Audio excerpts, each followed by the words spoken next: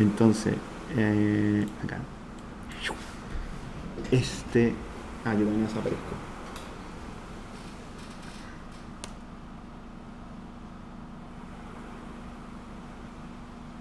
Aquí nos caímos.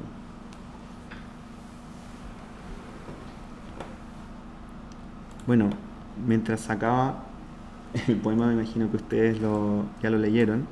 Yo solamente quiero resaltar una pequeña parte del poema que dice: hacia el poniente de mi pieza se extiende una línea recta, es una línea de tiempo. De ella se desprenden barcos, navegaciones interoceánicas, los 4 viajes de Colón.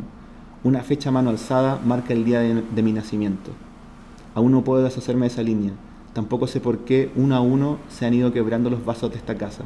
Y pasamos horas viendo películas pirateadas desde el cine, tomando té en tazas sin orejas, en tazas sordas. A mí ese poema como que me hizo mucha resonancia, que tiene que ver con todas estas cosas que estamos hablando sobre el tiempo y sobre la percepción y sobre Wittgenstein y sobre la realidad que se descontrola. Y después de este poema me topé con Enrique Lin, que obviamente que también es un referente este poema. Si tienen el tiempo, bueno, después todos estos referentes los vamos a dejar en alguna parte, pero si tienen tiempo, por favor, léanse La pieza oscura, que es increíble, de Enrique Lin. Y después de eso yo hice esta serie de pinturas que se llaman, se presentaron para el natalicio de Enrique Lin hace muchos años, esto es como el 2010. Y esta fue la última pintura que hice, porque después estuve como 10 años sin pintar. Y esto es lo que se le denomina un políptico, porque son 4 pinturas pequeñas que se presentan de manera como simultánea. Y estos son como los detalles de las 4 pinturas. Y ahí yo estaba obsesionado con el tiempo y con las cosas que desaparecen y con las sombras y con el claroscuro y con Rembrandt y con Caravaggio y con toda esta majamama de referentes. Y a mí como les decía, me volaba en la cabeza y quiero que se guarden esto porque esto es realmente uno de los puntos de esta charla. Majadero, no es un problema de forma, es un problema de contenido, porque esto lo vamos a ver en todas las obras que voy a presentar ahora, que son contemporáneas y son tecnológicas. Nuevamente volviendo a los compañeros artistas, quiero hacer otra referencia. Como les decía, los referentes y las inspiraciones pueden ser músicas, poemas, pueden ser hojas en el suelo. Y aquí les quiero mostrar a alguien que es increíble, un artista también de la Universidad de Playa Ancha, que se llama Mube. Ella es de Quilpué.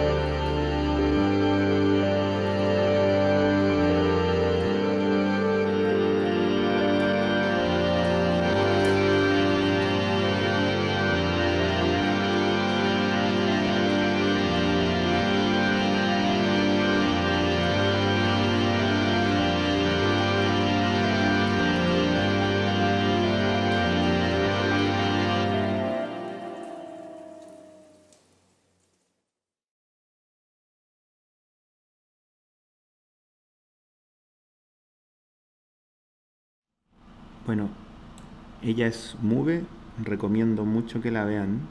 Eh, el año pasado la nombraron como uno de los 10 mejores discos del año, pero es extremadamente desconocida. Así que Move, lo digo de nuevo, para los que quieran escuchar, increíble, de Quilpué. Ahora, vamos a hacer una aproximación a la tercera ciudad. Y esta ciudad, aquí vamos. Esta ciudad la vamos a dividir en dos partes, vamos a hacer una pausa entre medio. Porque esta ciudad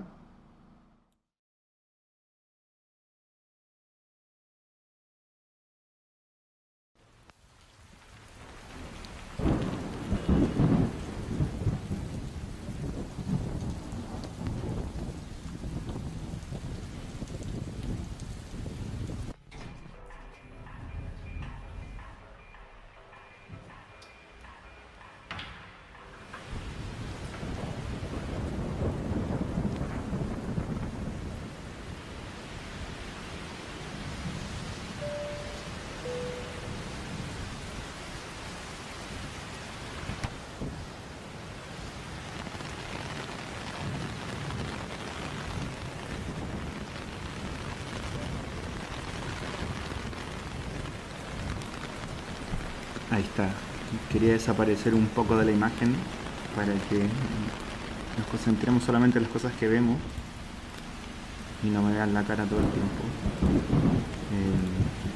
No sé, lo que les decía, no sé por dónde empezar porque esta ciudad es inmensa en todo sentido. En los impactos que tuve en mí y como ciudad. No sé si algunos, los que hayan tenido la suerte de estar acá, es una ciudad muy jodida y muy increíble, Buenos Aires. Y quería empezar con este video porque arrancamos con la lluvia de Puerto Montt y ahora seguimos con esta lluvia, pero esta lluvia es lluvia cálida. Si se dan cuenta van a empezar a ver a toda la gente y la gente anda en polera. Esto es como estar en el trópico. Y ahora estamos caminando por el centro de Buenos Aires, un día de lluvia. Y como les contaba, en Buenos Aires fue la ciudad que me explotó la cabeza, fue la ciudad que me entregó demasiado y me hizo cambiar toda la forma en la cual yo estaba pensando cómo hacer arte y cómo producir. Y les quiero mostrar diferentes partes de la ciudad. Esto es como microcentro lo que estamos viendo ahora. Y ahora vamos a irnos a mi barrio favorito, que es Almagro. Almagro es uno de los barrios tangueros de Buenos Aires. Y Almagro, como les decía, es mi barrio favorito. Nunca tuve la suerte de vivir ahí, pero era increíble. Y en Almagro, no, para, es que esto no puede seguir así. Creo que tenemos que ponernos más a tono y tenemos que hacer algo acá, a ver. ¿Dónde está Carlitos? Acá está Carlitos. Entonces, ahí vamos con Carlitos. Ahí está Carlitos Gardel, vamos. Entonces, en este barrio tanguero, yo iba mucho a las tanguerías. Y en las tanguerías eran los lugares donde originalmente se tocaba el tango.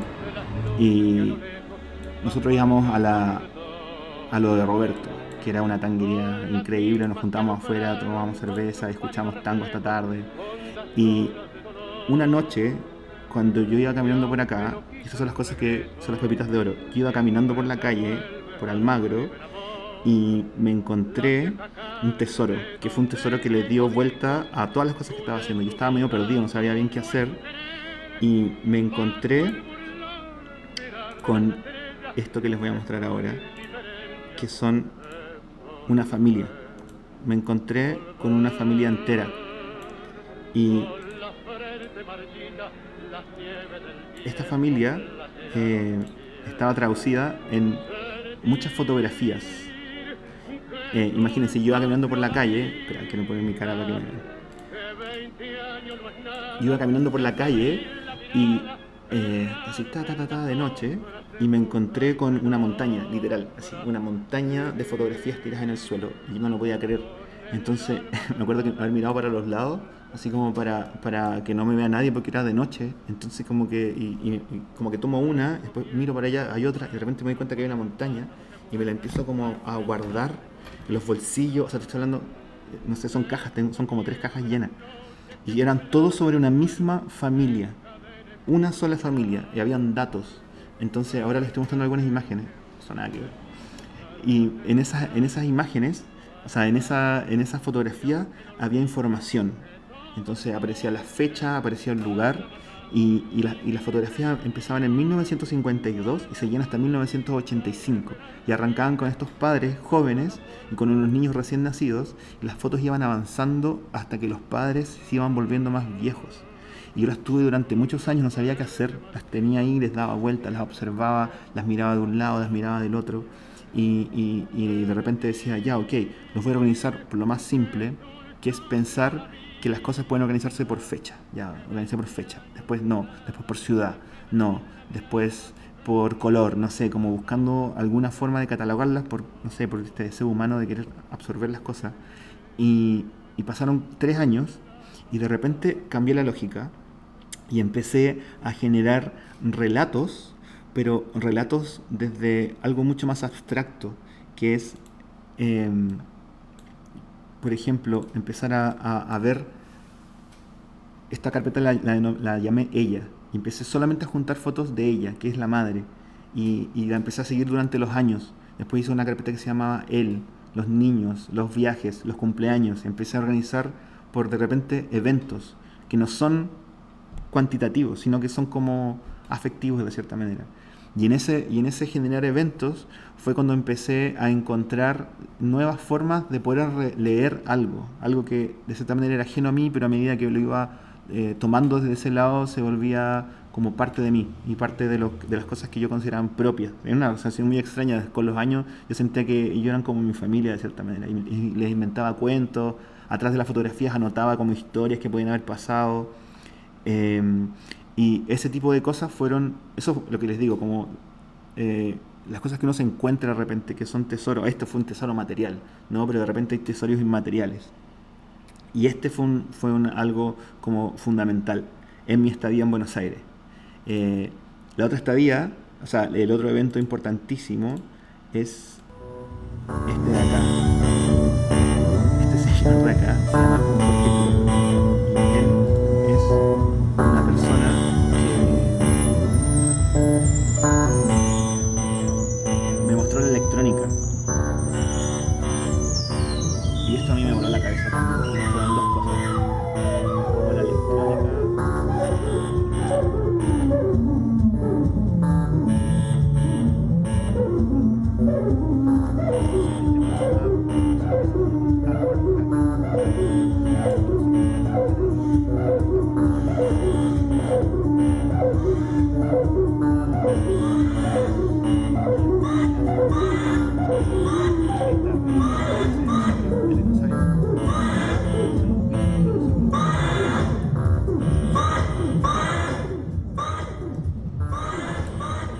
Parece que me estaba escuchando bajito. Les decía que cada vez que le aprieta un botón, él puede hacer que el dinosaurio cante, ¿no? Y eso es electrónica analógica. La electrónica analógica es increíble y me marcó toda la obra que iba a hacer en el futuro, ¿no? Nada, referente. Eso es lo que me interesa mostrarles, como... Ahí va. Y aquí, ¿se acuerdan que les mostré a Carlitos Gardel? La otra cosa que me voló la cabeza es otro Carlitos, que es... aquí está el otro Carlito. Carlitos Sagán. Qué bueno que es Carlitos Sagán. Fueron tres cosas que me encontré en Buenos Aires: la electrónica, Carlitos Sagán y fotografías. ¿Y por qué les hablo de Carlitos Sagán? Porque Carlitos Sagán, si lo que no lo habían visto es Cosmos, lo ultra recomiendo, pero el antiguo, el bueno es nuevo, pero el antiguo es increíble, de los 70. Y él habla sobre ciencia y tiene algunos capítulos sobre el viaje de la luz, que son estas pequeñas cosas científicas que yo les decía que de repente te marcan. Y con esa mezcla entre Carlito Gardel, Carlos Sagan y Jorge Crowe, de manera muy resumida y divertida.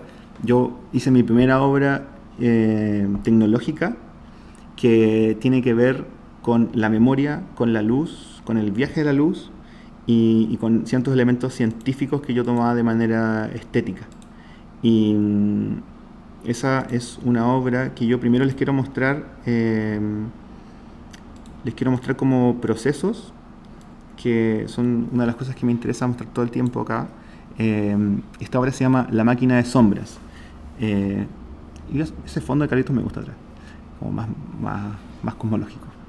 Y esa obra es una instalación interactiva que funciona con proyectores de diapositiva. Bueno, ¿por qué les comento esto? ¿Y por qué les comenté lo de las fotografías? Porque con las fotografías de la familia Chauvin fue la primera vez que yo me aproximé a tener material de archivo, a tener mucho material de archivo. Y que yo hice una obra que no les voy a mostrar ahora porque no tenemos tanto tiempo. Entonces me prefiero, porque es una obra que nunca llegó a ser como terminada realmente, a diferencia de La máquina de sombra, porque La máquina de sombra es también un hallazgo. Me empezaron a pasar muchas cosas locas en Buenos Aires, que me empecé a encontrar con fotografías, con cartas, con mensajes, pero por todas partes. O sea, te juro, yo estaba obsesionado, revisaba los basureros todo el tiempo para encontrar cosas, pero como que las cosas me llegaban a mí. Y no, esto no les miento, ¿eh? Yo era parte de un foro, y en un foro un tipo pone, voy a regalar unas diapositivas, los que quieran pueden ir a buscarlas. Y yo dije, ya, yo voy. En un foro, nada que ver, un foro de tecnología, nada que ver.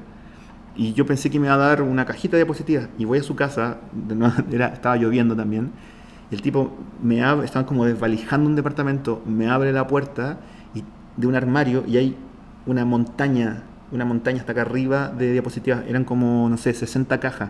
Cada caja tenía 100 diapositivas, era absurdo. Y me dice, llévatelas, yo no las quiero. Terrible. O sea, imagínate que eran las fotos de su abuelo, ¿no? En la basura el otro es el tesoro de uno, ¿no? Y yo me las llevé también así como vuelto loco, así metiéndomelas por los bolsillos. Tomé un taxi con unas amigas y las tengo ahí 2 años también, no sabía qué hacer con ellas. Pero la experiencia esta que les conté de empezar a encontrar relaciones conceptuales y formales que no sean el año, el lugar, la fecha, sino empezar a buscar nuevas formas de relacionar las imágenes, volviendo a Wittgenstein, esta cosa que les decía, como cómo uno entiende la realidad, logré como generar nuevas relaciones con las imágenes, porque imagínense que tenéis 8000 diapositivas y hay miles de maneras de poder conectarlas. Entonces, bueno, las imágenes que estamos viendo ahora es parte de todo ese proceso. O sea, como que estaban las fotografías en las diapositivas, en estas mesas de luz muy truchas con unos cajones de verdura, y ahí como que iba como generando narrativas, ¿no? Tratando de encontrar narrativas, tratando de hacer que las imágenes dialogaran entre sí. Entonces ya no era como, esto es de una ciudad, sino que de repente era una perspectiva que se cruzaba con otra perspectiva, era una línea, un punto de fuga que se cruzaba con otro punto de fuga, era un signo, ya vamos a llegar a eso, pero era como un signo que se condecía con otro signo. Es como, dejemos de pensar que las imágenes son imágenes y pensemos que las imágenes son palabras. Entonces, igual que la poesía, uno puede tomar una palabra y poner otra palabra, y esas 2 palabras cambian su significado entre sí. Eso mismo se puede hacer con las imágenes. Y esto que están viendo acá son procesos. O sea, es decir, estamos viendo mis agendas que están guardadas en mi casa, obviamente, son fotografías de agenda. Esa, por ejemplo, es una fotografía de agenda, está mezclado con lo que después pasó, el otro proceso de la creación de la obra, que fue un render, que es una forma son renders muy básicos para hacer como una aproximación de cómo van a ser las obras y los objetos en el espacio. Y después es la obra en sí misma, que es lo que les voy a mostrar ahora. Como les decía, esta obra se llama La máquina de sombras. Vamos a sacar a Carlitos, que está acá. Y La máquina de sombras es una obra que yo hice en el 2013, y como les decía, es la primera obra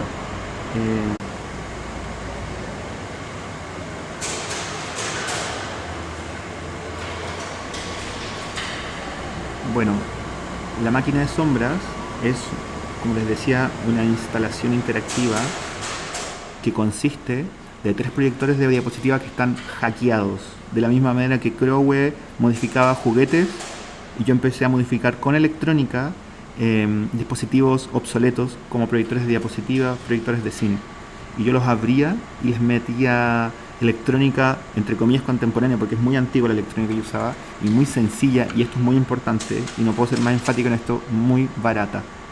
Entonces yo con muy poco dinero, porque como les decía, estas eran mis primeras obras, yo no tenía fondo, no tenía ningún tipo de auspicio, y, y pude generar estas obras utilizando elementos sencillísimos. Para los chicos que hacen electrónica, que pueden seguir este canal, les voy a decir que solamente usé dos circuitos 555, nada más. Son relojes y tienen un sensor LDR, que es un sensor óptico muy barato, cuestan 300 pesos, y hay un láser muy barato del chino. Entonces un láser toca al sensor, y cuando alguien lo cruza se activa un reloj. Y el reloj, ¿qué es lo que hace? Cambia las diapositivas en secuencia. Ahí estaban viendo que hay dos diapositivas que cambian al mismo tiempo, y lo que les decía, entre cada diapositiva hay una relación conceptual, formal y estética. Entonces se va generando un relato. Y en ese relato yo trato de contar la historia de Latinoamérica. Eso es como uno de mis puntos fuertes en esta obra, como tratar de contar de manera abstracta y poética la historia de Latinoamérica. Algo como 100 años de soledad, poner. Y está en una parte de la obra, que es lo que se ve al principio, como un túnel de telas. Y tiene tantas telas como es necesario para que la luz se extinga. Que es un poco lo que ocurre, esto me lo enseñó Carlitos Sagan, que es un poco lo que ocurre con la luz que uno ve por un telescopio, porque las estrellas tienen información que llega a la Tierra con desfase, con un delay. De la misma manera que, si me pego delante el video ahora con ese delay, las estrellas mandan información con delay. Y ese delay, esa desfase de tiempo, es lo que yo quería demostrar con esta obra. Hablar sobre desfase del tiempo, sobre el olvido y sobre estos encuentros fortuitos que, como les contaba, cambiaron mucho mi perspectiva de cómo producir arte y cómo se hace arte. Aquí estamos pasando entre medio de este túnel, esto que se ve extremadamente sofisticado, lo hicimos con un amigo y una alfombra. Él, más bien yo, en cuatro patas arrastrando la alfombra, y él con un trípode moviendo la cámara. Esto es importante, con poco se puede hacer mucho.